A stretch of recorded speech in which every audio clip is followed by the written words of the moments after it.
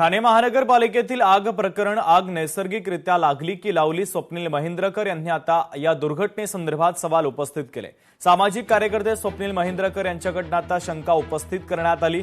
TDR घोटाळा संदर्भातील files याच विभागामध्ये होत्या असं स्वप्नील महेंद्रकर यांनी म्हटलंय। त्यामुळे संस्थेचा धूर अधिक गडद असल्याचं देखील आता महेंद्रकर यांनी म्हटलेलं आहे। हे प्रकरण एवढं गाजत असताना शहर विकास विभागाच्या स्टोर रूम आपण बोलू शकतो, कारण तिथे बहुतेक फाईल ठेवतात असं जाणवत आहे, तर त्याच रूमला कशी काय आग लागली, तर ह्या सगळ्या गोष्टीची चौकशी व्हायला पाहिजे। कारण आज शहर विकास विभागामध्ये सगळ्यात मोठे भ्रष्टाचार हे ठाणेच्या शहर विकास विभागामध्ये होत आहेत। आणि दुसरी गोष्ट म्हणजे महत्वाच्या प्रकल्पाला टीडीआर देण्याचं कामही हेच शहर विकास विभाग करतंय। म्हणून आज जे 2800 कोटीचं टीडीआर प्रकरण जे ठाणे शहरात गाजतंय, त्या मागेच या आग लागण्यामागे आणि त्या टीडीआर प्रकरणाचं कुठे ना कुठे जुळत आहे का हे बघणं महत्वाचं आहे।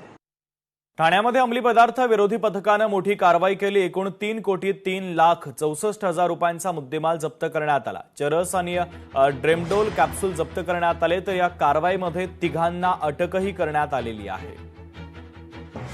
फिरोज खान राहणार अंकलेश्वर गुजरात याला ताब्यात घेण्यात आलं। त्याच्याकडून एकूण 3 किलो चरस आणि 12,000 ट्रेमेडॉल मेडिसिनल टॅबलेट असा एकूण मुद्देमाल जप्त करण्यात आला, ज्याची किंमत अंदाजे 3 कोटी रुपये आहे। या गुन्ह्याच्या अनुषंगानं तांत्रिक तपास आणि अधिक माहिती घेतली असता सदरचा अंमली पदार्थ हा जम्मू काश्मीर राज्यातून पुरवला गेल्याची माहिती निष्पन्न झाली। त्या अनुषंगानं अंमली पदार्थ विरोधी पथकाची टीम ही जम्मू काश्मीर येथे गेली। त्या गुन्ह्याच्या तपासामध्ये 2 आरोपी निष्पन्न झाले। या दोन्ही आरोपींना अंमली पदार्थ विरोधी पथकाच्या टीमने जम्मू काश्मीर येथून ताब्यात घेतलं, त्यांना अरेस्ट करण्यात आलेली आहे।